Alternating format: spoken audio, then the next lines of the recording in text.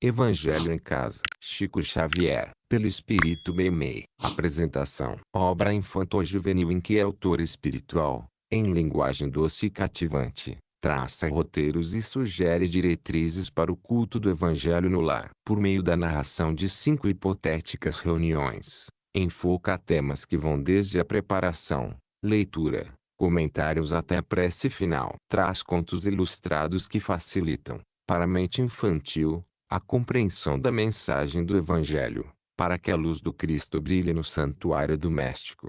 A higiene externa, entretanto, pode não incluir a pureza dos pensamentos. Estômago farto nem sempre é conforto do espírito. Carinho, em muitas circunstâncias, exprime apego sem ser amor. Segurança financeira não é fortaleza intrínseca. Bem-estar, muita vez, é provisória ilusão. Se abraçares realmente a doutrina espírita, não podes ignorar que o culto do Evangelho te ensinará a valorizar todos eles, porquanto, com Cristo, a limpeza começa na consciência. O pão do conhecimento nutre a alma antes do corpo. A segurança e a harmonia moram. O carinho, o entendimento fraterno e o bem-estar é realmente a consagração de cada um ao bem de todos. Pensando nisso, oferece-te meias páginas deste livro. Possa ele, pois, ajudar-te na formação do teu núcleo de evangelho entre as paredes do próprio lar, porque, se a doutrina espírita é o Cristo em luz para a humanidade,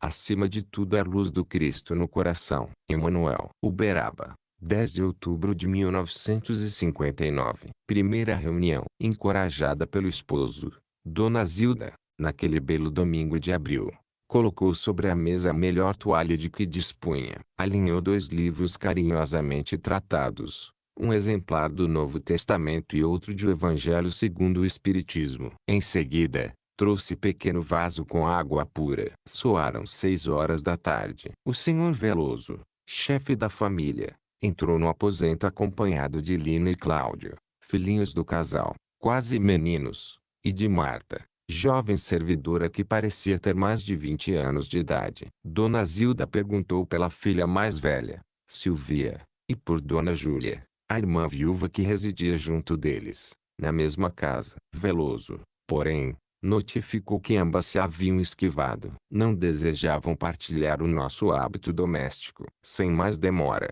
como se todos já houvessem estabelecido o propósito de a ninguém reprovar, o pequeno grupo assentou-se tranquilo. Pairava brando silêncio, quando Veloso ergueu a voz e orou, comovido. Prece inicial. Senhor Jesus. Quando Deus não é colocado por centro de nossa vida, perdemos o rumo. Quais viajores que se distancia da luz, caindo nas trevas. E és entre nós, Senhor, a imagem mais fiel do Pai que nos criou. Para nos reunires a Ele, concede-nos, assim, a força de percorrê-lo. Inspira-nos a compreensão de Tua palavra, porquanto sabemos que o reino de Deus, como felicidade eterna, há de começar em nós mesmos. Guia-nos, Mestre, e ajuda-nos a entender-te à vontade. Assim seja. Leitura. Fim da prece. Solicitou Veloso que a filhinha abrisse o Novo Testamento ao acaso. Efetuada a operação, Lina passou o livro ao exame paterno. O diretor da pequenina assembleia deteve-se, por momentos, contemplando a fisionomia da página, e leu, depois, o versículo 14, do capítulo 4, nos apontamentos do apóstolo João Evangelista. Mas, aquele que beber da água que eu lhe der nunca terá sede, porque a água que eu lhe der se fará nele uma fonte de água que salte para a vida eterna. Logo após, atendendo à recomendação do esposo, Dona Zilda consultou o Evangelho segundo o Espiritismo, igualmente ao acaso, e leu nas Instruções dos Espíritos, do capítulo 17, a mensagem de Lázaro, intitulado Dever. Comentário. Feito silêncio, Veloso analisou, sereno, em nossa reunião temos o objetivo de estudar os ensinamentos do Cristo, de modo a percebermos com mais segurança o quadro de nossas obrigações. Aceitamos a doutrina espírita, em nome de Jesus.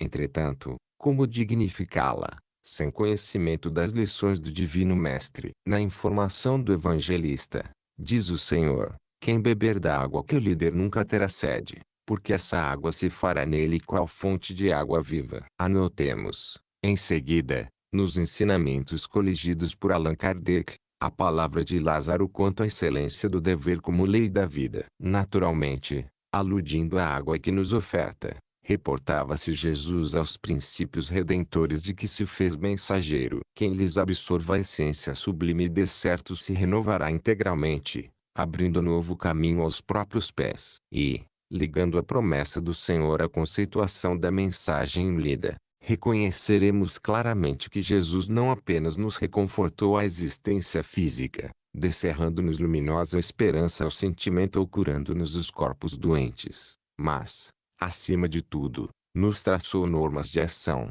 ante as quais nos compete aperfeiçoar o senso de disciplina. A fim de compreendermos semelhante verdade, estampou as suas instruções em sua própria conduta. Desceu das esferas superiores, sem preocupar-se com a dureza de nossos corações, e distribuiu amor e luz com todas as criaturas. Começou, no entanto, pelos mais infortunados e mais tristes. Andou entre os homens sem deles exigir considerações e privilégios. Nasceu numa estrebaria e morreu numa cruz. Amparou a quantos lhe partilharam a marcha, sem pedir agradecimento ou moeda. Todavia, cada máxima que lhe saiu da boca representa um artigo da lei divina para a edificação do reino de Deus entre nós. O reino de Deus inclui, porém, todo o universo. Assim, pois, onde palpite a consciência, seja na terra ou noutros mundos, os princípios de Jesus constituem a religião viva. Não é difícil,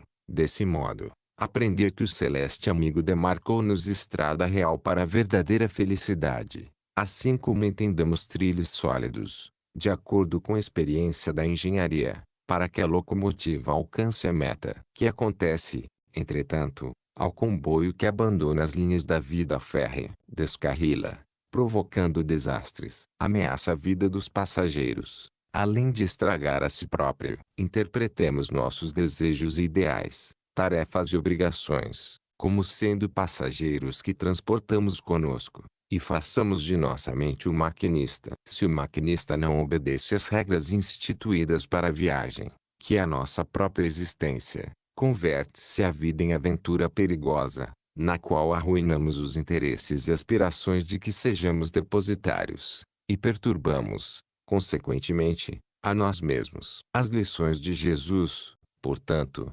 indicando-nos a bondade e o serviço, a paciência e humildade, a caridade e o perdão, expressam a senda que nos cabe trilhar, se quisermos viver em harmonia com a lei de Deus. Conversação. Terminando um comentário, Veloso explicou que seria interessante uma palestra rápida, a fim de que as ideias do culto evangélico fossem colocadas em movimento. Depois da troca de expressivo olhar com a mãezinha, foi Lina quem tomou a iniciativa, perguntando, papai, por que motivo não temos um retrato de Jesus, diante de nós, em nossas preces? E o entendimento estabeleceu-se, afável. Veloso, filhinha, de certo não somos contra o trabalho artístico que mentaliza o divino mestre, as telas e esculturas que encontramos a cada passo, e um lar espírita pode guardar perfeitamente semelhantes recordações, sempre que não atentem contra a dignidade do Senhor e contra o respeito que devemos à obra cristã.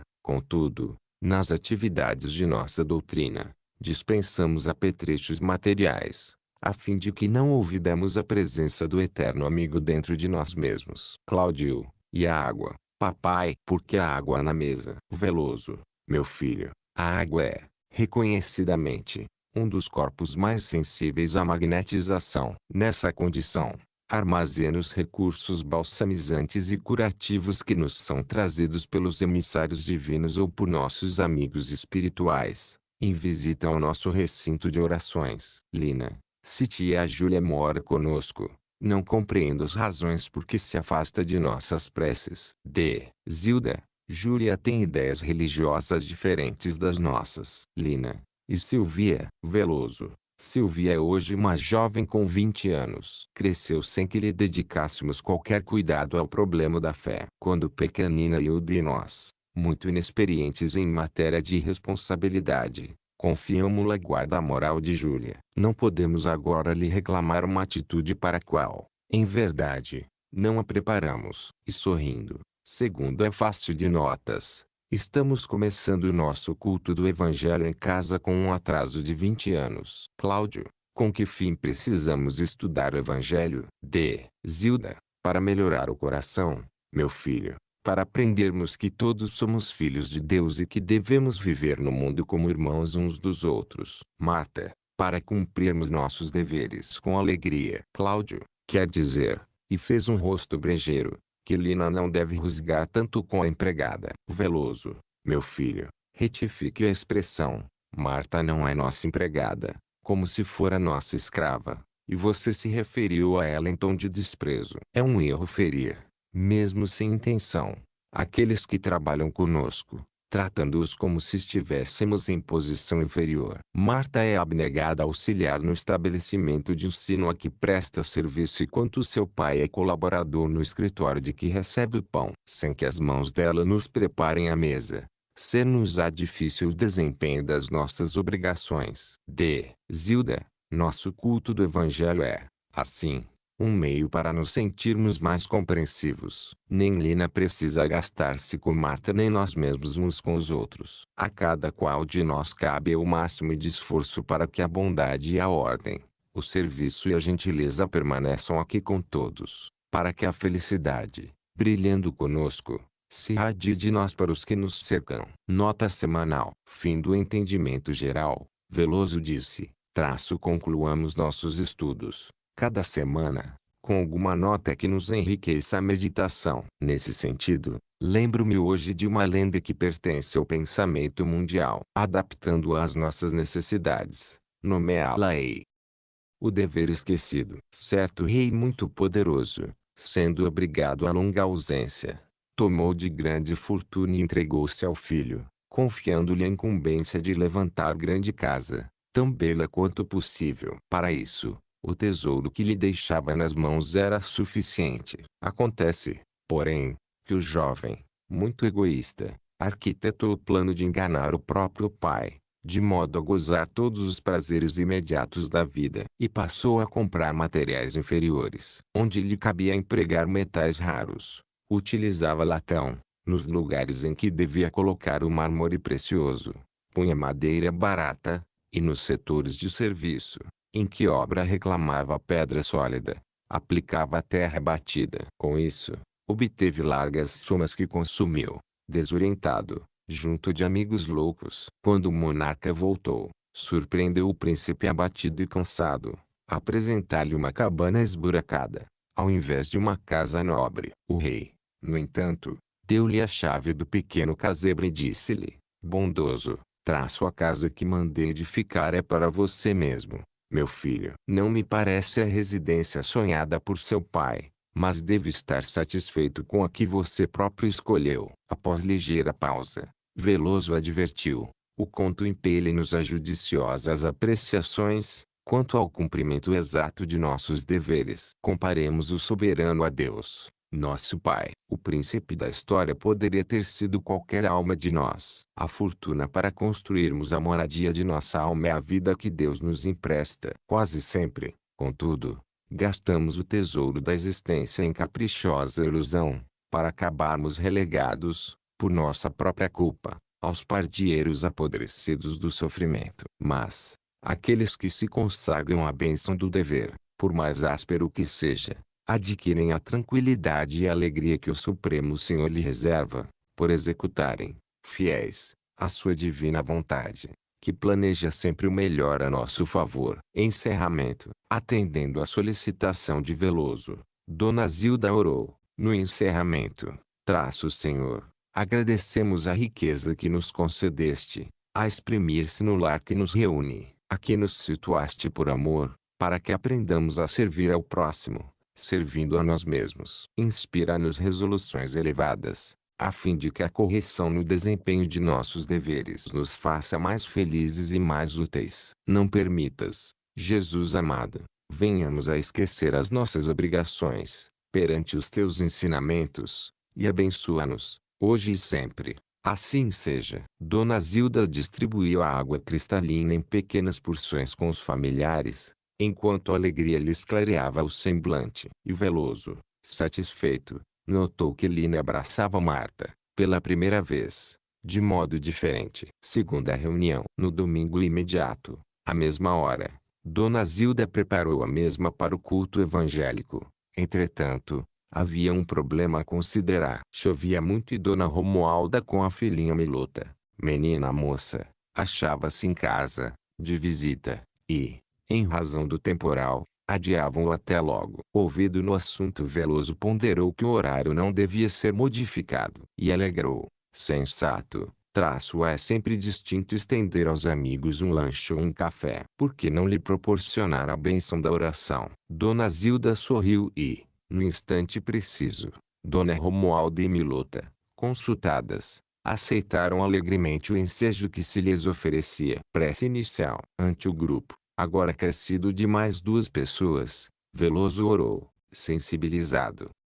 Senhor Jesus, que, um dia, disseste: eu sou a luz do mundo, ilumina-nos a visão para que venhamos a conhecer o caminho em que te possamos atender à vontade. Permite, ó Mestre, que os teus mensageiros nos assistam e inspirem, e sustenta-nos o espírito para que sejamos dignos de tua confiança. Assim seja. Leitura. Formulada a oração, o orientador do culto entregou a Dona Romualda o exemplar do Novo Testamento, pedindo-lhe que o abrisse. A interpelada, curiosa, atendeu. Prosseguindo, Veloso procurou o trecho mais apropriado, lendo a sentença última do versículo 13, do capítulo 20, do Apocalipse. E foram julgados, cada um segundo as obras. Desdobrando-se a consulta, foi Cláudio quem descerrou as páginas de O Evangelho segundo o Espiritismo, passando aos olhos paternos, que leram, no capítulo 18, incerta entre as instruções dos Espíritos,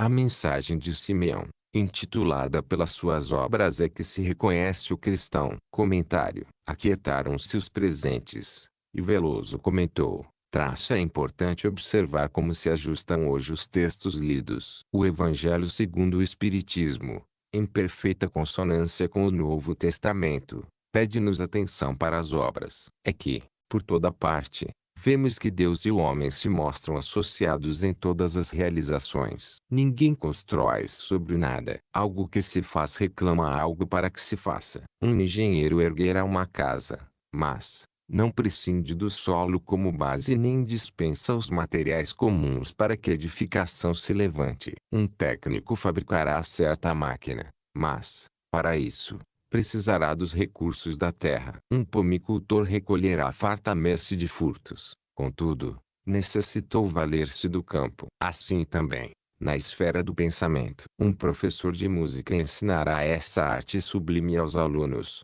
mas não conseguirá fazê-lo à distância dos conhecimentos acumulados pelos professores que o antecederam. Como é fácil reconhecer a matéria-prima para a moldagem dessa ou daquela obra, nesse ou naquele campo de trabalho de Deus, através das forças que o representam. É o mesmo que se Deus nos enviasse a gleba e o metal, a árvore e o fio, e a experiência com eles fazemos a lavoura e a casa, a utilidade e a veste, a arte e a indústria que expressam, dessa forma, empreendimentos em que o Criador e a criatura tomam parte. Deus é, assim, o sócio paternal de todas as iniciativas de seus filhos, os homens e as mulheres do mundo. Em razão disso, a vida é responsabilidade a que não podemos fugir, porque, sendo a natureza a propriedade efetiva de Deus, ainda mesmo quando estejamos efetuando o mal, usamos o que pertence a Deus, para consumá-lo. Exemplifiquemos. Um administrador emprestará a determinado servo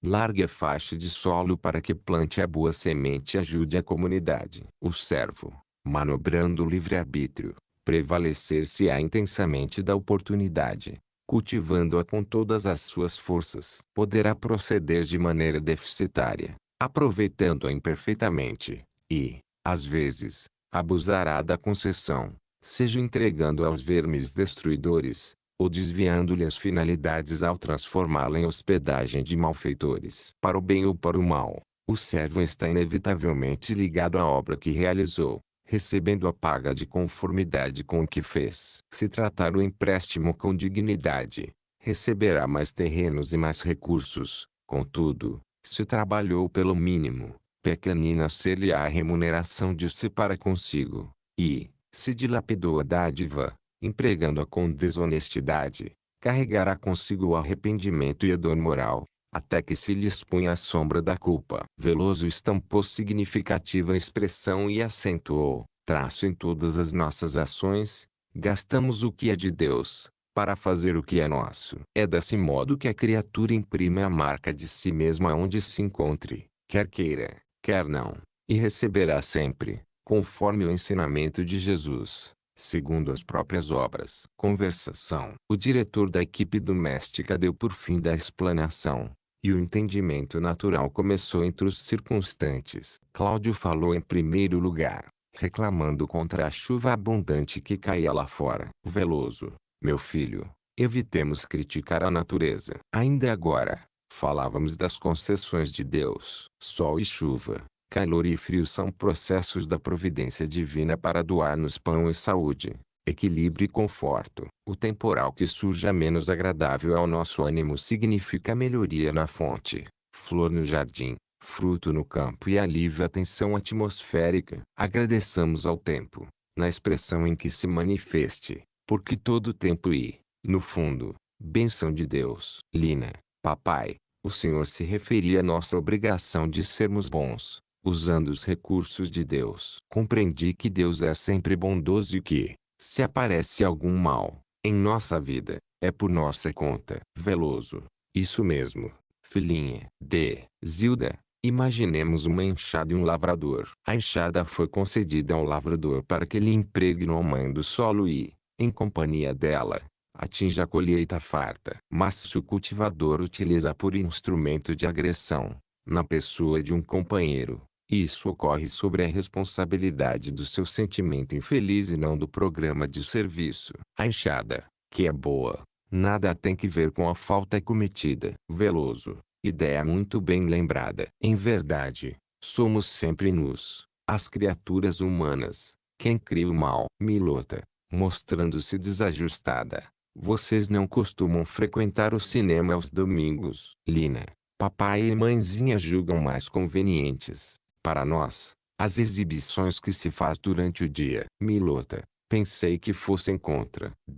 Zilda, sorrindo: não, Milota, não somos contra o cinema. Isso seria agir contra o progresso. Veloso e eu, no entanto, cremos na obrigação de selecionar os filmes que nos possam tomar tempo. O cinema é poderoso fator de influência e ninguém precisa buscar exemplos infelizes.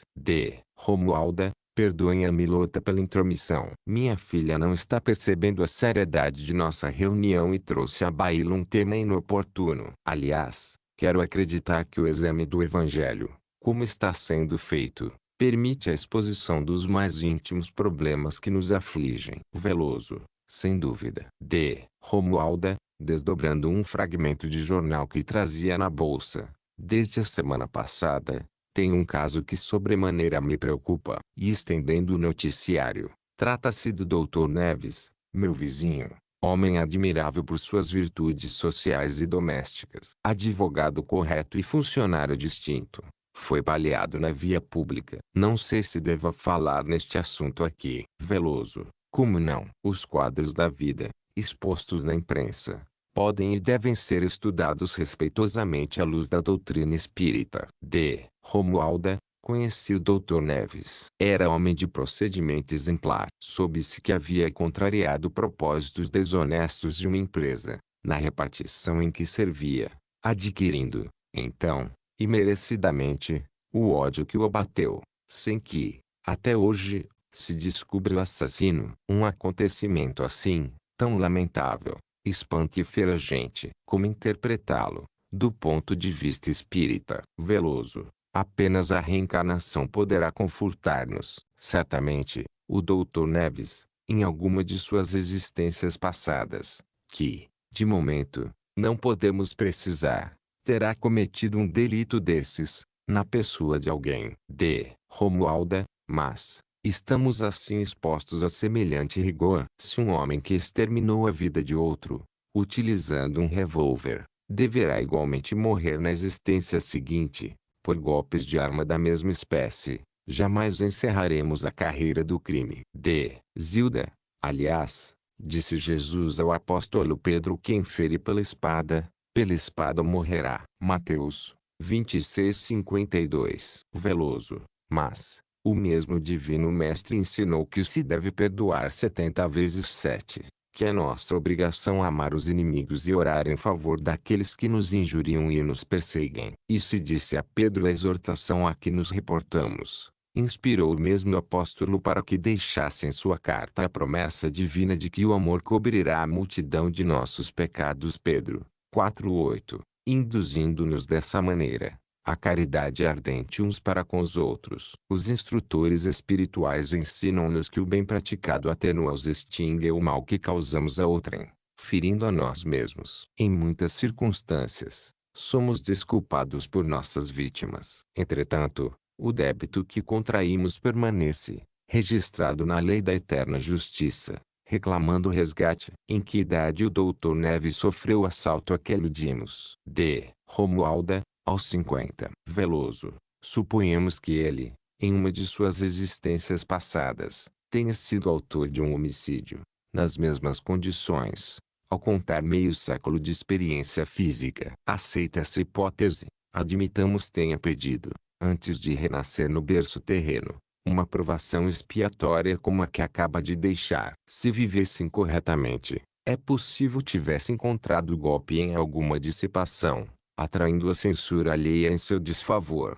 Todavia, cumprindo irrepreensivelmente os seus deveres, como aconteceu, foi vítima perfeita, sem ser algoz de ninguém, adquirindo, assim larga onda de simpatia e respeito em seu benefício. Contudo, presumamos que o Dr. Neves, além das próprias obrigações, procurasse, acima de tudo, a prática do bem ao próximo, sem qualquer espírito de recompensa. Aos 50 de idade, por trazer na própria lama os sinais da falta cometida, provavelmente experimentaria moléstia grave, no órgão ligado ao assunto, e desencarnaria em consequência. E talvez, se mencionado irmão fizesse dessa mesma conduta um apostolado de abnegação incessante, no amparo aos necessitados, ao atingir meio século no corpo físico, possivelmente viria a padecer a enfermidade consequente, obtendo, mais tempo de abençoada internação nos serviços da terra, à maneira do devedor que consegue expressiva moratória por merecimento adquirido. Romualda, nobres conclusões. Entendemos, assim, com mais segurança, a função da dor. Zilda, compreendemos, então, que tanto maior seja a soma de bem que façamos, mais amplo se nos faz o crédito diante da lei divina. Veloso. Evidentemente. Milota. Dona Zilda, que devemos classificar como sendo bem. Zilda, creio, filha, que o bem real para nós será sempre fazer o bem aos outros em primeiro lugar. Romualda, bela definição. Lina, mãezinha, quando tentamos dominar os nossos pensamentos de preguiça ou de insubordinação, a fim de sermos melhores para os outros, é igualmente um bem, não é? Zilda, bem muito grande, muito louvável. Marta, sorrindo, devo comunicar ao Senhor Veloso e a Dona Zilda que, depois do nosso culto evangélico, na semana passada, Lina tem tido nova conduta para comigo. Muito afável e correta, não me oferece qualquer motivo a preocupações. Além disso, agora me auxilia quando pode, na cozinha e na limpeza. Veloso. Louvado seja Deus. Nota semanal. Sobrevindo à quietude, Veloso perguntou a Dona Zilda se não desejava relatar algum episódio de suas tarefas pessoais ou ler alguma narrativa referente às anotações da noite. A esposa sorriu e respondeu: apontamento escrito não tenho, mas lembro-me de uma história que aconteceu aqui mesmo, em nossa rua. É um acontecimento que demonstra o quanto pode a força do Evangelho de Jesus em nossa vida, para que saibamos edificar com Deus a nossa felicidade e a felicidade dos outros. Posso transmiti-lo, na forma de um conto, que intitularei O leiteiro cristão, Dona Moema, nossa vizinha, e eu notamos que o leiteiro Calimério, de um dia para outro, modificou para melhor o produto que nos vendia. Fizera-se o leite excelente. E Dona Moema, com 2 filhinhos de berço, foi a primeira a assinalar a transformação. Informou-me que as crianças mostravam-se tão melhoradas e tão robustas que eu me convidava a apelarmos, juntas, para ele, a fim de que a situação fosse mantida no mesmo nível. Concordei e abordamo-lo na manhã seguinte. Calimério, disse Dona Moema para começar, que houve com o leite, agora tão apetitoso? Dona Moema, replicou nosso entrevistado, para que eu não mude de intenção e procedimento, notifico à senhora que, no mês passado, comecei a frequentar uma aula de evangelho e compreendi que a ninguém mais deveria enganar. E, colocando o olhar ansioso em nós duas, como quem rogava a nossa aprovação, ajuntou: confesso às senhoras que, até no mês passado, sempre misturei água no leite, para aumentar o meu rendimento. Mas, desde que conheci as lições de Jesus, já não mais posso agir assim. Peço-lhes me perdoem. Confiou-se Dona Zilda a breve intervalo e, depois concluiu: estudemos o exemplo de Calimério renovado. Com os ensinos do Evangelho, fez-se correto e, fazendo-se correto, é verdadeiro benfeitor de nosso equilíbrio orgânico, pela honradez com que nos forneceu alimento. Quando cada um de nós estiver trabalhando com a probidade do leiteiro cristão, o mundo será o reino divino que teremos edificado com Deus. Encerramento. A narrativa inspirou grande contentamento e formosas reflexões. Ao fim de elevados lembretes, Veloso orou para terminar. Senhor Jesus, agradecemos-te as bênçãos desta hora e rogamos-te força para fixar as tias lições sublimes em nossa própria conduta. Ajuda-nos, Mestre, nas execuções de tua vontade. Assim seja. Logo após, a dona da casa serviu a água em pequeninas taças, enquanto os presentes passavam a conversar alegremente sobre a excelência do Evangelho no lar. Terceira reunião. No primeiro domingo de maio, o grupo mostrava-se a postos, na hora prevista. Achavam-se presentes não apenas Dona Romualda e Milota, que voltavam aos estudos, mas também Dona Matilde, uma senhora simpática que as seguia. Explicara a Dona Romualda que ela e a filha, extremamente beneficiadas na semana anterior, não hesitavam em trazer Dona Matilde às orações, para que se reconfortasse, porquanto a estimada senhora, além de haver perdido o único filhinho, vitimado por insidiosa moléstia, lutava imensamente no lar, com a presença de sofredora irmã obsidiada. Prece inicial. Ante a quietude do recinto, Veloso orou com habitual sentimento. Cristo, Senhor nosso, agora que começamos a ver, em espírito, guia-nos no caminho da verdade para que a sombra da ilusão não mais nos envolva. Inclina-nos para o bem de que necessitamos, e faze-nos conhecer os teus desígnios, a fim de que abracemos na vida o que seja melhor para nós. Assim seja. Leitura. Concluída a prece, Veloso passou o Novo Testamento às mãos de Milota, que, após abri-lo, fez a reentrega do livro em que o orientador, depois de atento exame, leu o versículo 15, do capítulo 4, da carta do apóstolo Paulo aos Efésios. Antes, seguindo a verdade em caridade, cresçamos em tudo naquele que é a cabeça, Cristo. Indicando Marta para a continuidade da tarefa, passou a ler em O Evangelho segundo o Espiritismo, no capítulo 9, a mensagem sob o título A Paciência, assinada por um espírito amigo. Comentário. O diretor da reunião passou a elucidar: analisemos a mensagem que estamos recebendo em nossas preces de hoje. O apóstolo Paulo recomenda-nos seguir a verdade em caridade, para que venhamos a crescer no entendimento de Jesus. E o Evangelho segundo o Espiritismo, na advertência da esfera superior, assevera-nos que a paciência também é uma caridade, e que nos cabe praticá-la, em obediência aos ensinos do Mestre. Quero crer que, na essência, estamos sendo prevenidos contra qualquer manifestação de crítica em nosso caminho. Que os outros possuem defeitos, tanto quanto os temos, é inegável. Mas, perdermos tempo na fixação deles, esquecendo que a vida evolui com a bênção de Deus, é futilidade e perturbação. Maledicência não resolve problema algum. Além disso, é sempre um corredor para a vala das trevas. Destacando os males alheios, olvidamos aqueles que são nossos. E, censurando, adotamos invariavelmente, perante a pessoa reprovada, a posição desagradável do aguilhão que lhe agita, no corpo, a parte ulcerada, sem dar-lhe remédio. A crítica é semelhante à soda cáustica sobre a ferida ou ao petróleo no incêndio. Só a loucura utilizaria uma e outro, à guisa de bálsamo para sanar uma chaga ou a feição da água para extinguir o fogo. A palavra maliciosa não ajuda nem mesmo aos nossos irmãos caídos no crime, visto que a acusação apenas desagrava o desprezo para consigo próprios e a revolta para com os outros. Quem faz a crítica de alguém,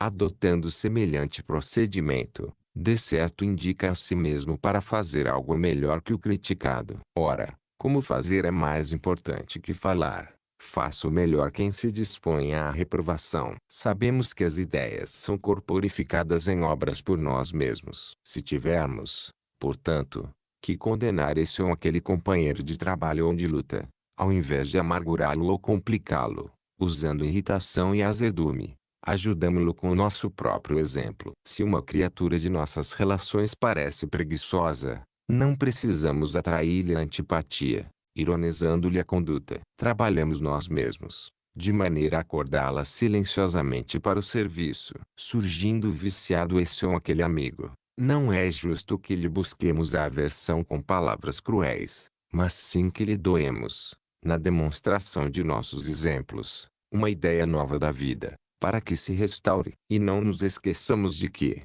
às vezes, tudo resulta de mera suposição, porquanto, em muitos sucessos, o que se nos afigura preguiça ou viciação pode ser doença ainda oculta. Nós, os cristãos, não vêem Jesus exercendo a função de crítico em hora alguma. Aliás, empenhou-se em mostrar as qualidades nobres de todas as criaturas que lhe desfrutaram a convivência, aproveitando-as, sem se deter no que haviam sido, para ajudá-las a se encontrarem, como deviam ser. E, por fim, achou mais justa concretizar os seus princípios de perfeição na renúncia suprema, que clamar, ante o povo, contra os juízes de sua causa. É indispensável satisfazer a sábia fórmula do Evangelho, buscando seguir a verdade em caridade, porque a verdade, sem amor para com o próximo, é como luz que segue o braseiro que requeima. Xingamentos, maldições, pragas, desesperos e exigências não auxiliam. Servem apenas à intolerância e à separação que, em muitos casos, precedem a enfermidades e o crime. Cultivemos o bom exemplo. Nele deixou-nos o Cristo a única solução para os problemas de soerguimento e conduta. Quanto mais unidos a Jesus, mais ampla se nos fará a integração espontânea na caridade, em cujo clima toda censura desaparece. Conversação. Veloso fez o sinal característico de quem havia terminado e já se inclinavam todos à conversação, quando um pássaro irrompeu no aposento, entrando pela janela escancarada. Houve surpresa. Lina deslocou-se, à pressa, com o evidente intuito de aprisioná-lo. O pai adiantou-se, porém, e explicou: ajudemos a pobre ave. Deve sentir-se desorientada na volta ao ninho. Dito isso, abriu uma outra janela, que se encontrava cerrada. Volteando no aposento revelava-se o passarinho assustadiço e cansado. Após o auxílio de Veloso, que o seguia de pé, ganhou o espaço livre e desapareceu. Os presentes sorriram, aliviados, e o entendimento da noite começou. Veloso, dirigindo-se a Lina, observou: minha filha. A ave repentinamente encarcerada suspirava pela liberdade. Não seria caridoso detê-la. Cláudio, é como se um de nós estivesse perdido, à distância de nossa casa, não é, papai? Naturalmente, que o senhor e mãezinha ficariam ansiosos à nossa espera. Veloso, isso mesmo, meu filho. Lina, como querendo modificar o ambiente em que se via reprovada. Papai, hoje tem um assunto em que preciso muito de seus conselhos. Veloso, diga, filha. Estamos aqui para ouvir-nos uns aos outros. Lina, tia Júlia e Silvia zombam de nós, quando o Senhor está ausente. Dizem que espiritismo é ilusão e que nós não devemos crer na comunicação dos que morreram. Desilda, vocês estão rixando em matéria de religião? Lina, nos não.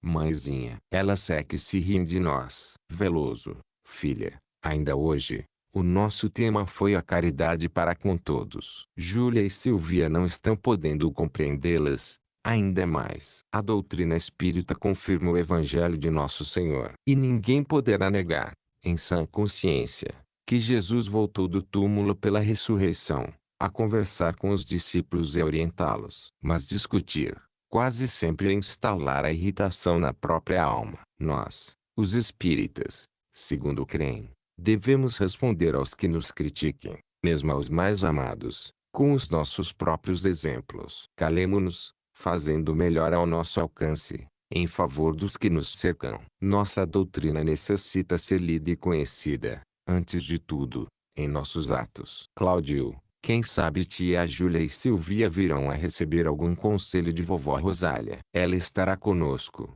no domingo próximo, que será Dia das Mães, e, como é velha, poderá falar sem que elas se riam. Veloso, filho, não diga que vovó é velha. A palavra é velha, em nos referindo às pessoas, é vocábulo descabido. Há criaturas que, mostrando longa experiência no corpo, revelam consigo maior mocidade que dos jovens, porquanto a mocidade, acima de tudo, é um estado da alma. Quando afirmamos que alguém está velho, insinuamos que está gasto e imprestável, e essa não é a definição que se faça para quem quer que seja. Zilda, a observação é muito oportuna. Aliás, não se pode olvidar que os meninos e moços de hoje serão as pessoas amadurecidas de amanhã. Veloso, sim, o tempo é instrutor da vida para todos, mas voltemo-nos para nossas visitas. Dona Romualda trouxe-nos Dona Matilde. Procuremos ouvi-las. Romualda, nossa Matilde tem uma irmã bastante obsidiada. Matilde, é minha irmã Iracema. Há 2 meses grita sem cessar, atacada por espíritos turbulentos e viciosos. Soube que os prezados amigos mantêm aqui esta reunião espírita e decidi-me a rogar-lhes cooperação. Veloso, sim, podemos incluir nossa irmã enferma em nossas preces. Romualda, mas não podemos fazer aqui alguma doutrinação direta, atraindo os obsessores. Matilde é médium e serviria na posição de instrumento. Veloso, de certo há que considerar algum engano. O culto do Evangelho no lar não inclui o tratamento dos desencarnados infelizes. Essa tarefa permanece mais sob a responsabilidade dos nossos templos. Romualda, então não se justifica o socorro aos espíritos infelizes, acaso existentes em nosso ambiente doméstico. Veloso, de modo algum. Indiscutivelmente, se o problema surge no ambiente familiar, é claro o impositivo de fazer-se o possível no amparo aos sofredores dessa espécie. Contudo, a própria vida nos ensina que delinquência pode ser interpretada por enfermidade da alma, e, assim, os delinquentes devem ser internados em lugar adequado ao tratamento preciso. Insistir pela manifestação dos espíritos conturbados no culto evangélico mais íntimo seria o mesmo que buscar pessoas desorientadas na praça pública a fim de tumultuar no serviço tão grave. Matilde, sua opinião é respeitável, mas sou médium e escrevente e ficaria confortada se pudesse aproveitar a oportunidade, pelo menos para receber, se possível, a palavra de Jorge, meu irmão há tempos desencarnado, que me vem amparando de mais perto. Trata-se de um mentor esclarecido. Veloso, nesse caso, a argumentação é diferente. O amigo espiritual que nos ajude é sempre visita estimável. A educação não pode cerrar as portas enquanto lhe possam acender novas luzes. Ao término de nossa reunião, esperaremos a palavra do benfeitor a que se reporta. Romualda, as explicações são muito lógicas. Zilda, não podemos esquecer igualmente que, em nossas tarefas evangélicas do lar, os vários irmãos desencarnados sofredores, que porventura nos acompanhem, ouvem palavras de consolação e absorvem ideias renovadoras. Romualda, designando Dona Matilde que chora em silêncio, além das muitas provações em casa, Matilde acaba de perder um filhinho devorado pelo câncer. Menino de apenas alguns meses de idade. D. Matilde. Meu pobre Davi. Desencarnar canceroso aos 10 meses. Dirigindo-se ao diretor da reunião. Qual a sua opinião, irmão Veloso? Teria sido um fim de prova. Veloso. Após meditar alguns instantes, tivemos um caso semelhante em nosso templo espírita.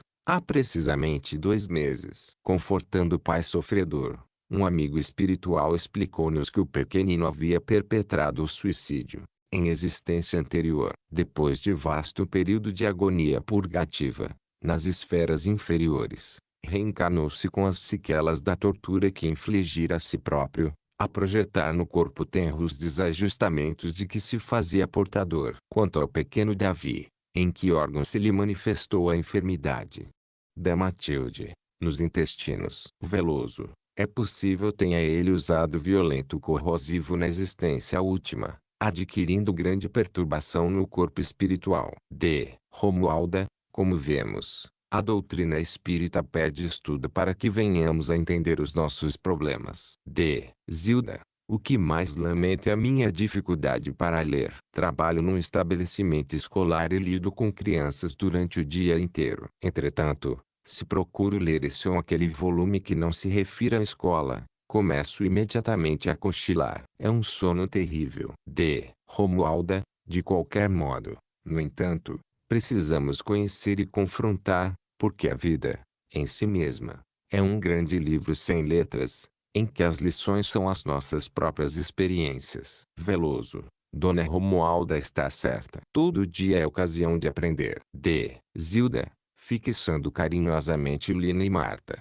Depois de pequeno intervalo em que Dona Matilde enxuga as lágrimas, tem hoje uma comunicação para o grupo. Marta anunciou no culto da semana passada que Lina passou a auxiliá-la espontaneamente. Acontece que, com isso, Marta agora vem cooperando com mais tempo e carinho nos serviços da casa. A providência aliviou-me bastante e, podendo dispor assim de novos recursos, dediquei-me à nova tarefa. E abrindo o pequeno pacote que trouxera para a mesa, com possibilidades novas, fiz nesta semana um enxoval para bebê, que ofereceremos, em nome do nosso culto evangélico, a alguma de nossas irmãs em necessidade maiores e que esteja aguardando a hora divina da maternidade. Lina. Ó, mãezinha. Marta. Que peças lindas. Cláudio. Tudo tão bonito. Veloso.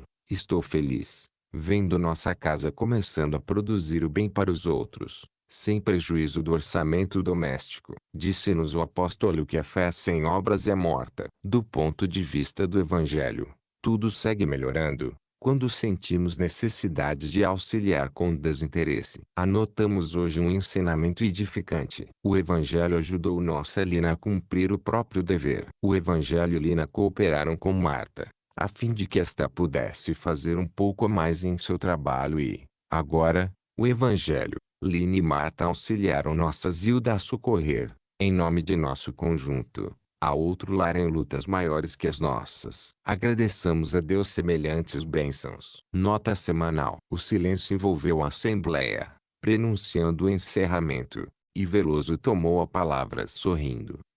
Já que nossa Zilda experimenta cansaço, relatarei aqui um episódio curioso que me foi narrado por um amigo. Poderemos denominá-lo o sustento do corpo e do espírito. Certo aprendiz, em conversa com o professor, queixou-se de grande incapacidade para reter as lições. Sentia-se sonolento, desmemoriado. Ao cabo de alguns instantes de leitura, esquecia de todos os textos mais importantes, ainda mesmo os que se referissem às suas mais prementes necessidades. Que fazer para evitar a perturbação? Travou-se então entre os dois o seguinte diálogo: meu filho, quando tens sede, fuges do copo d'água. Impossível. Morreria torturado. Quando nu, abandonas a veste. De modo algum. Não dispenso o agasalho. Esqueces de levar o alimento à boca. Ao te apresentarem a refeição, nunca. Como poderia andar sem comer? Pois também não podes viver sem educação,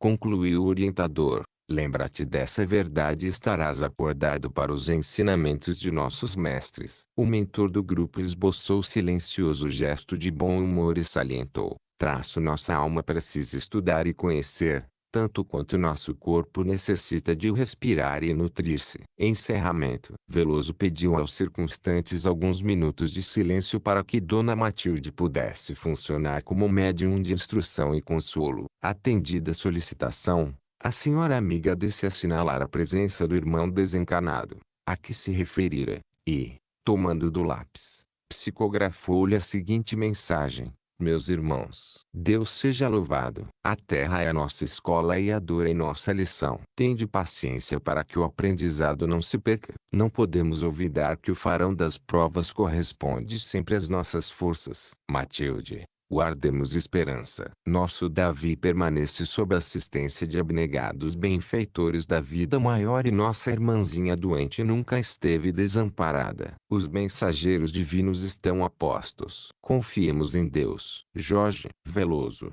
satisfeito, destacou a importância dos conselhos recebidos e orou, encerrando a reunião: amado Jesus, procurando-te a luz divina no Evangelho que nos deixaste, queremos ser mais úteis. Agrademos, Senhor, o amparo que nos dispensas e contamos com o teu auxílio para que sejamos amanhã melhores que hoje. Assim seja. Lino e Cláudio serviam a água fluidificada aos presentes e, enquanto se comentavam, em torno, a excelência da palavra do Cristo aos corações, Dona Romualda pedia a Dona Zilda algumas instruções sobre a melhor maneira de instituir o culto do Evangelho em sua própria casa. Quarta reunião. Naquele domingo, o 2º de maio, considerado Dia das Mães, o aposento mostrava-se adornado de flores. Quando Dona Zilda trouxe o jarro de água pura, sorriu imensamente feliz, percebendo que os filhos lhe haviam preparado afetuosa surpresa. No justo momento,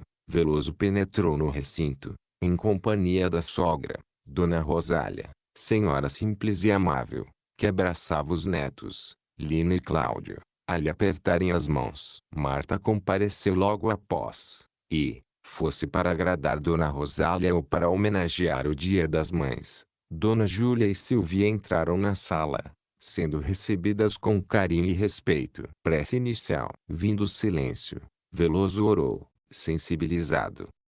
Pai Celeste, nós te agradecemos a bênção do lar em que nos reúnes. Ensina-nos que ele não é apenas o retângulo de paredes que nos asila aos corpos, mas o santuário que nos concedeste para a aproximação de almas. Ajuda-nos, ó Deus de infinita bondade, a fim de que nossos olhos espirituais se mantenham abertos para as nossas responsabilidades em família, e aprendamos, assim, com a tua bênção, a amar-nos realmente uns aos outros. Assim seja. Leitura. Terminada a oração, o chefe da casa passou o Novo Testamento a Dona Rosália, que o abriu, restituindo-o ao genro. Veloso fez minuciosa busca, à maneira de um examinador de pedras preciosas, procurando a mais bela, e, em seguida, leu o versículo 7, do capítulo 13, da Epístola do Apóstolo Paulo aos Romanos. Portanto, dai a cada um o que deveis: a quem tributo,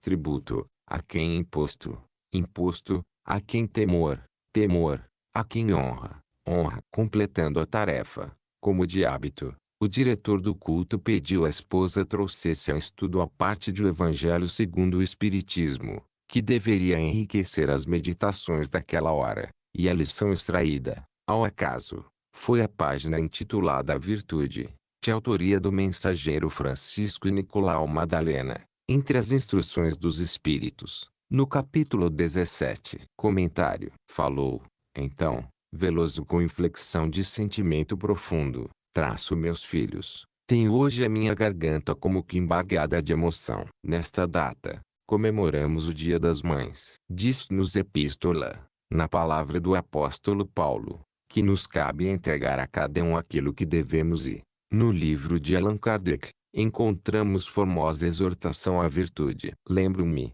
assim, do débito irresgatável para com nossas mãezinhas, depositárias da virtude celeste. Sem elas, sem a coragem sublime com que nos acolhem nos braços, não teríamos passagem pela escola deste mundo. É preciso ser por si próprios dons inefáveis de Deus para suportarem os sacrifícios a que se impõem por nossa causa. Em verdade, os corações maternos, para ver-nos felizes, não hesitariam em transformar-se no prato que nos alimenta, na veste-nos que agasalha, nos brinquedos que nos alegram ou no leito que nos propicia repouso. Apreço, meus filhos, para todas as utilidades da vida, menos para o amor dos anjos maternais, que se entregam à morte, pouco a pouco, na intimidade do lar, para que possamos efetivamente viver. O dinheiro pode pagar o trabalho de todas as profissões conhecidas no mundo, menos o ofício das mães que se levantam com a luz da alvorada,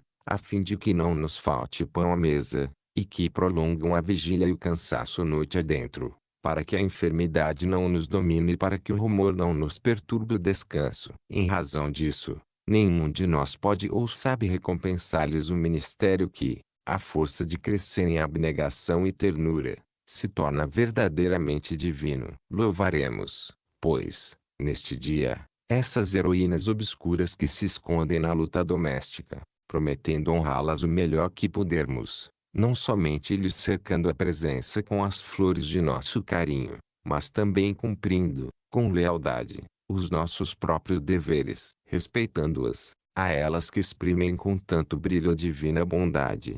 Cultivaremos no lar o primeiro campo de nossas obrigações. Sem que sejamos, aí, corretos e nobres, é impossível venhamos, algum dia, a ser corretos e nobres para com o mundo. Ninguém ouviu de que a nossa tranquilidade e segurança, originariamente, são frutos do pesado labor de nossas mães, constantemente inclinadas à própria renunciação, a favor de nossa felicidade. Dir-se-ia que estão sempre dispostas a desaparecer para que nos mostremos, a se rebaixarem para que nos ergamos, a monopolizarem a durar a que não nos escasseie a alegria e também a morrer para que vivamos. Faremos, assim, do nosso culto de hoje uma oração gratuitória a Deus, nosso Pai Celestial, por nos haver concedido o tesouro da devoção materna neste mundo. E lembrar-nos-emos de todas as mães que peregrinam na terra, das que respiram sob dourados tetos, padecendo, quase sempre, a traição dos entes mais caros, das que se enfeitam de ouro e pérolas, trazendo, muitas vezes, o coração semelhantes a uma concha de lágrimas a se lhes encravar no peito dorido, das que gemem, na soledade, sob trabalho rude, para que os filhos conquistem alimento e remédio, higiene e instrução, das que residem sob as arcadas de pontes abandonadas ou em sombrios recantos das vias públicas, estendendo as mãos à generosidade pública, a fim de que os rebentos do próprio seio não se extingam de fome, das que enlouqueceram de sofrimento no santuário doméstico, perante as cruzes que, em muitas ocasiões, esposos e filhos lhes algemem as costas, e daquelas que, soluçando, se apartaram dos filhos queridos para afiá-los à cinza do túmulo. Todas são missionárias do Senhor, chorando e padecendo, servindo e amando. Recebam, por toda a parte, os nossos pensamentos de gratidão e carinho, e, porque não contamos com palavras adequadas à nossa necessidade de reconhecimento, peçamos à Mãe Santíssima, anjo guardião de Jesus, a todas envolve em seu manto constelado de virtudes excelsas para que nunca lhes faltem as bênçãos da paz e da alegria, seja onde for. Conversação. Via-se que o orientador queria continuar e que a pequena assembleia desejava prosseguir ouvindo. No entanto, a emoção era visível em todos os rostos. Silvia, a filha mais velha, que participava do culto pela primeira, levantou-se e, abeirando-se do senhor Veloso, beijou-lhe a mão direita que descansava nas páginas do Evangelho. O pai, comovido, retirou os óculos e limpou uma lágrima. Em seguida, pediu que fosse iniciada a conversação da noite. Pesava o silêncio, mas as crianças se incumbiram de rompê-lo. Lina, voltando-se para Cláudio, fale alguma coisa. Cláudio, que estivera ausente na véspera, em busca da vovó. Estou sentindo falta de Dona Romualda e de Milota. Veloso, fomos ontem, sábado, assistir a iniciação do culto do Evangelho. Na residência dessas nossas amigas, Dona Romualda decidiu organizar o mesmo serviço. Entretanto, de vez em quando estará conosco. Lina Milota disse-nos que hoje ficariam em casa por ser Dia das Mães. Rosália. O culto do Evangelho em casa é uma bênção que todos devemos cultivar. O contato com o pensamento de nosso Senhor Jesus Cristo ilumina os nossos próprios pensamentos. Tornamo-nos mais calmos, mais compreensivos, mais operosos e, sobretudo, mais irmãos. Júlia. Dirigindo-se especialmente a Dona Rosália. Estou muito surpreendida, pois não pensava que os espíritos dedicassem tanto amor às lições do Divino Mestre. Rosália. Minha filha, nós, na religião espírita, não podíamos conservar raízes diferentes das do Evangelho. Aliás, você, também cristã, embora adotando interpretações diversas da nossa, não pode esquecer que nosso Senhor Jesus Cristo deixou o sepulcro vazio e foi o verdadeiro restaurador da doutrina da imortalidade da alma e da comunicação dos espíritos, entretendo-se, muito tempo, depois da morte, com os próprios discípulos. Júlia. Sem dúvida. Não se pode negar o fato. Nesse momento, alguém bate à porta. O dono da casa ausenta-se e volta, esclarecendo tratar-se de assunto alusivo à sua profissão, motivo por que não introduzir o visitante na sala, marcando-lhe encontro no outro horário. Lina. Papai, desejo perguntar ao senhor se posso recitar para a mãezinha uma quadra que aprendi ontem com uma colega na escola. Veloso. Como não, minha filha? Lina. Levantando-se e colocando-se diante de Dona Zilda.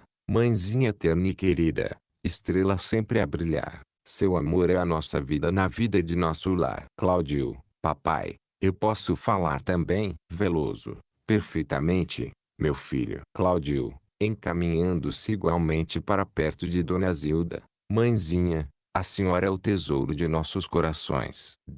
Zilda, chorando e abraçando os filhos. Meus filhos. Meus filhos. Deus abençoe a todos nós. Alguém bate, de novo, a porta e ergue-se Veloso para atender. Dessa vez, porém, regressa trazendo um senhor descalço, humildemente trajado, que penetrou na sala, com singelo chapéu às mãos. Veloso, falando particularmente com Dona Zilda, é o nosso Glicério.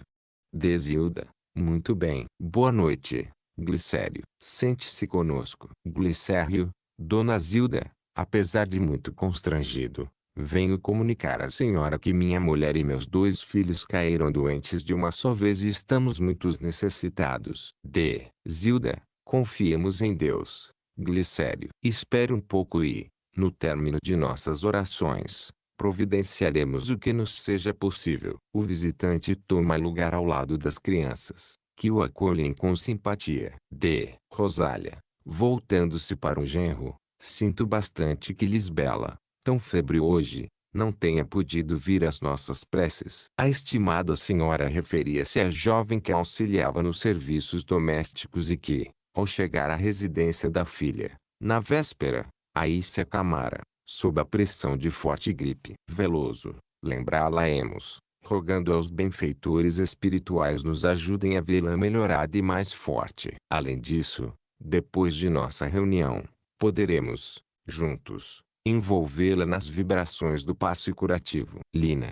Cláudio e Marta solicitaram permissão para se ausentarem do aposento, alguns instantes. Com a aprovação de Veloso, demandaram saleta próxima e voltaram, em momentos rápidos, Lina e Cláudio trazendo rosas que ofereceram a Dona Zilda e a Dona Rosália, e Marta, um lindo bolo que entregou à dona da casa. As senhoras homenageadas agradeceram, contentes. A emotividade reinante predispunha à reflexão, e, tudo, indicando que a palestra alcançava o termo, Cláudio pediu fosse Dona Rosália indicada para contar a história edificante da noite. Nota semanal. A bondosa vovó sorriu e falou, recordarei para nós um antigo conto de Andersen, Hans Christian Andersen, poeta e contista dinamarquês, o grande amigo das crianças. Trata-se da história de uma mãe. Havia uma sofredora mulher que velava aflita, à cabeceira do filhinho doente, quando a morte chegou para buscá-lo. Sem que ela pudesse ensaiar qualquer defesa, a morte arrebatou o menino da cabana. Desesperada, a mãezinha saiu a gritar para reaver o pequenino, mas a morte veloz desaparecera. Chorando, avançou infeliz, estrada fora, quando, em plena noite, encontrou uma mulher que poderia encaminhá-la. Esta, todavia, em troca da informação, pediu-lhe cantar todas as canções com que a pobre embalava o filhinho. Embora em lágrimas, ela repetiu todas as cantigas com que afagava o pequenino. Ao pé do berço, a mulher ensinou-lhe, então, que a morte se dirigira para certo espinheiro. Sem vacilar, a desditosa mãezinha enlaçou-o, aquecendo-lhe os espinhos que a noite enregelara. Quando seu corpo já se mostrava coberto de chagas, o espinheiro explicou que a morte seguira no rumo de grande lago. A peregrina ensanguentada chegou ao lago, mas o lago fazia coleção de pérolas e, para prestar-lhe o serviço, pediu-lhe os belos olhos. A infortunada viajante arrancou os próprios olhos e lhes deu. O lago, desse modo, transportou-a, ferida e cega, para o outro lado da terra, onde a morte costumava guardar as criancinhas. Era um grande cemitério, guardado por monstruosa mulher que, para ensinar-lhe o lugar exato onde a morte a portaria naquela noite, lhe reclamou a linda cabeleira. Sem qualquer hesitação, ela deixou-se tosar e, logo após, quase irreconhecível, foi colocada em posição de perceber a chegada do pequeno que procurava. Esperou, esperou. Em dado instante ouviu que a morte regressava com os meninos que recolhera. Atenta, escutava as vozes diversas, qual se registrasse a presença de um bando de passarinhos, quando, dentre todas, distinguiu o choro de seu próprio filho e, apesar de cega, avançou para ele, gritando, jubilosa: meu filhinho, e agarrou-o nos braços, a beijá-lo, enternecidamente. A própria morte, emocionada, perguntou-lhe então: como fizeste para chegar aqui, antes de mim? Ela, chorando e rindo, pôde apenas dizer: sou mãe. Encerramento. Quando Dona Rosália terminou, todos choravam. Veloso, enxugando as lágrimas, conseguiu simplesmente balbuciar a prece final: Deus de infinita bondade, nós te agradecemos o amor de nossas mães. Guarda-as para sempre sob tua bênção, conferindo-lhes a felicidade que não lhes sabemos dar. Louvado sejas, Pai nosso. Assim seja. Depois da oração, por muito tempo, ninguém pôde articular palavra. Dona Zilda, no entanto, após distribuir a água fluidificada, serviu aos presentes saboroso café, acompanhado com as fatias do bolo de que Marta lhe fizera oferta. O seguir, rumou para o casebre de Glicério, a fim de ali ajudar no que lhe fosse possível. Quinta reunião. No horário habitual do terceiro domingo de maio, Dona Zilda estava a postos na preparação do ambiente. Sobre a toalha, muito branca, que dava um tom de tranquilidade e alegria ao aposento, achavam-se os livros e o jarro com água pura. Veloso e os filhinhos, juntamente de Marta, deram entrada no recinto. O grupo conversava, afetuosamente, mas o relógio lembrou-lhes a obrigação em pauta, badalando às 6 da tarde. Prece inicial. O mentor do conjunto orou, reverentemente: Senhor Jesus, deste-nos vida dinâmica, para que seja naturalmente vivida. Movimenta-se nosso corpo, o tempo avança e a evolução caminha. Ajuda-nos, Senhor, para que a nossa fé também ande, a expressar-se em ação permanente no bem. A ti, excelso benfeitor, que traduziste confiança no Pai, em amor aos semelhantes, encomendamos a nossa aspiração de servir. Assim seja. Leitura. Efetuada a oração de início, Veloso entregou o Novo Testamento às mãos de Marta, que o abriu, cuidadosamente, devolvendo-o ao orientador, que se deteve, conforme de hábito, no exame dos textos, passando a ler o versículo 12, do capítulo 15, nas anotações do apóstolo João: o meu mandamento é este, que vos ameis uns aos outros, assim como vos amei. Completando-se a preparação do comentário, Cláudio foi indicado para consultar a lição de O Evangelho segundo o Espiritismo. Aberto o volume e entregue a Dona Zilda, por recomendação de Veloso, A mãezinha, satisfeita, leu comovente a mensagem de Vicente de Paulo, em torno da caridade, incerta no capítulo 13, entre as instruções dos Espíritos. Comentário. Fim da leitura. O orientador falou com segurança.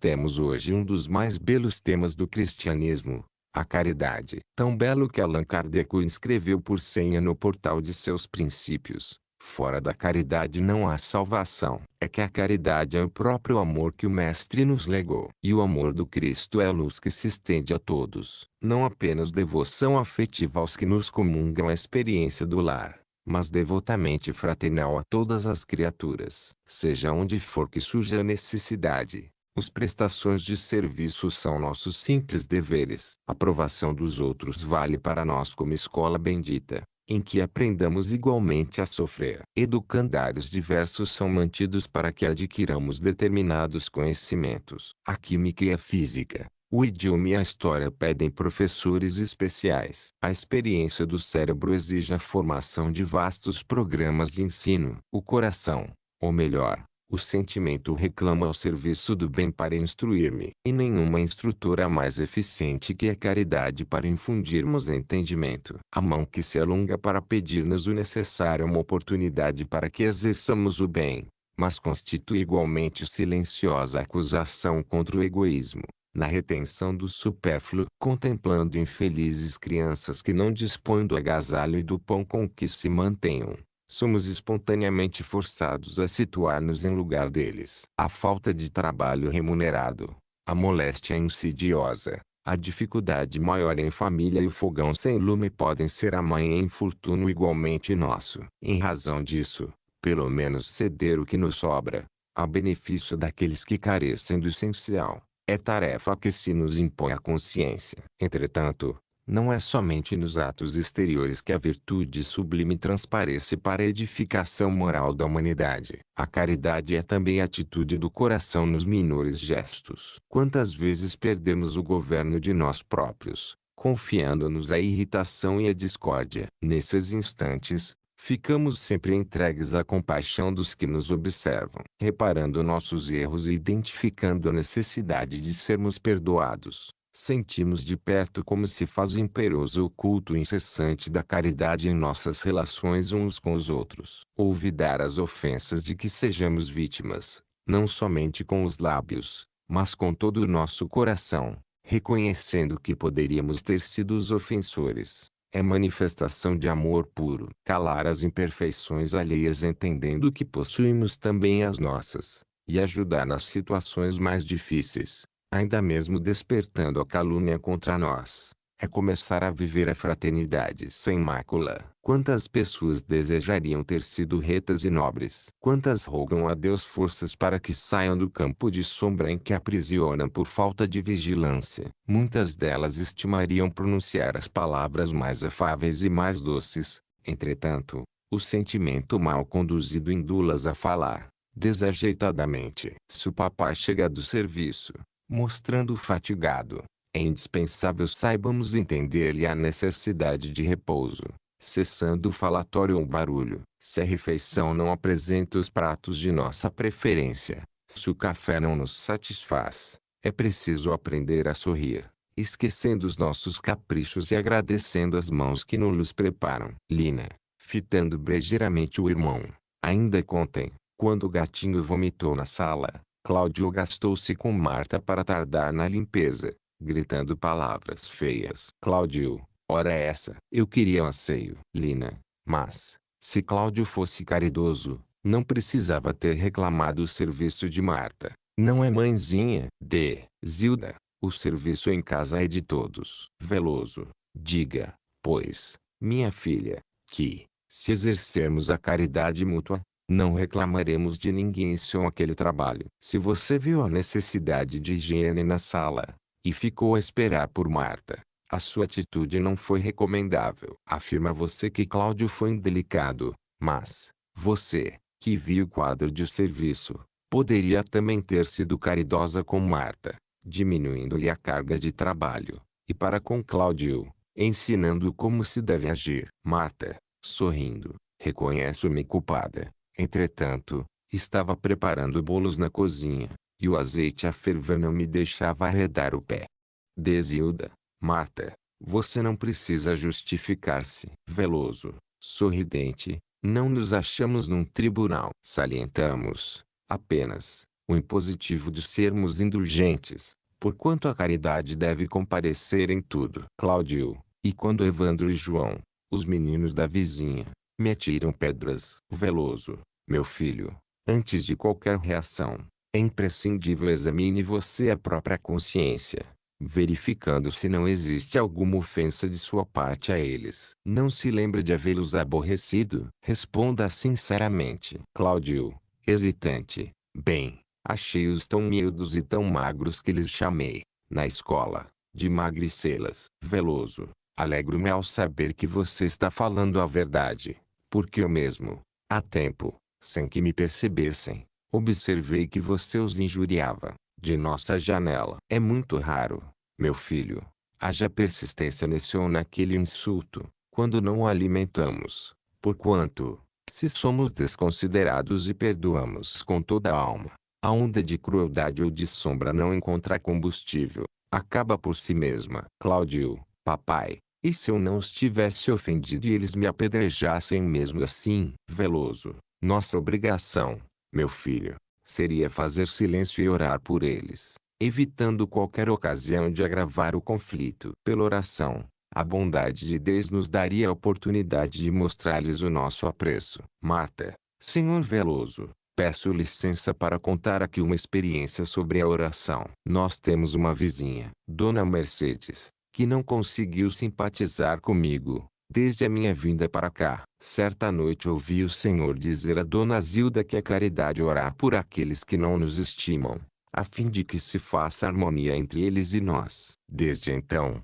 e isso faz muito tempo, comecei a lembrar-me de Dona Mercedes em minhas orações, rogando a Deus para que ela me perdoasse pela antipatia gratuita que eu lhe causava. Na terça-feira da semana passada, ela dirigiu-se a mim, perguntando se eu poderia auxiliá-la na confecção do bolo de aniversário do Raulzinho, seu filho caçula. Muito contente, aceitei o convite e, com permissão de Dona Zilda, fui para a casa dela, durante a noite, e consegui armar o bolo e adorná-lo. Confesso ao Senhor que fiz tudo com muita alegria e com muito carinho. Quando Dona Mercedes chegou à copa e notou o meu pequeno trabalho, ficou muito feliz e abraçou-me pela primeira vez. Desde esse dia, ela me cumprimenta, fitando-me nos olhos com muita bondade e, com grande surpresa para mim, deu-me uma linda colcha usada para minha cama. Veloso, é uma experiência admirável, Marta. A oração dispõe e a caridade realiza. Como reconhecemos,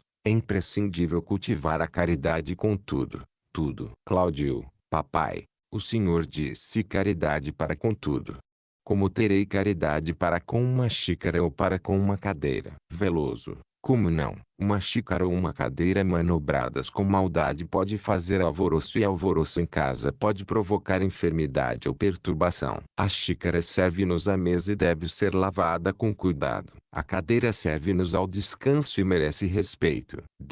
Zilda, meus filhos, o lar é a nossa primeira escola. Sem aprendermos aqui as lições da bondade, a se expressarem na paciência e na tolerância, no carinho e no entendimento que devemos aos que nos cercam, em vão ensinaremos, fora de nossa casa, qualquer virtude aos outros. Veloso, e a todos nos cabe render graças a Deus por saber que é assim. Nota semanal. Veloso notificou que relataria um episódio edificante, sobre o tema estudado. Episódio esse que intitularia A Benfeitora Oculta. Em grande cidade brasileira, Dona Rita Amaral, pobre viúva, mãe de 2 meninos paralíticos, lavava roupa, a fim de ganhar o pão. Humilde e resignada, seu maior consolo era ouvir as lições do Evangelho, numa grande instituição espírita, responsável por vários serviços diários. Numa noite em que a abnegada irmã falara expressivamente quanto à assistência social,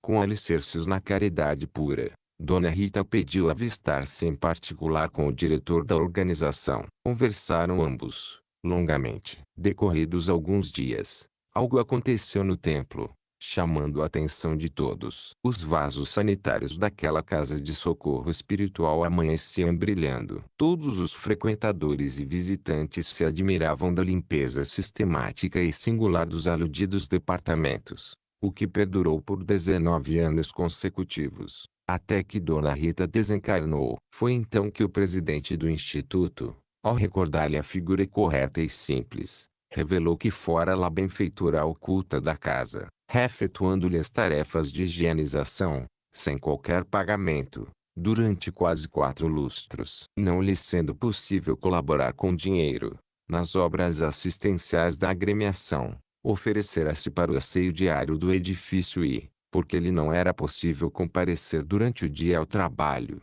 à face dos deveres de mãe para com os filhinhos algemados ao catre, vinha, pontualmente, pela madrugada, atender ao serviço. O exemplo comoveu a todos e, ainda hoje, nos infunde a maior impressão. Encerramento. Ante a quietude da pequena assembleia familiar, Veloso tomou a palavra e formulou a prece de encerramento.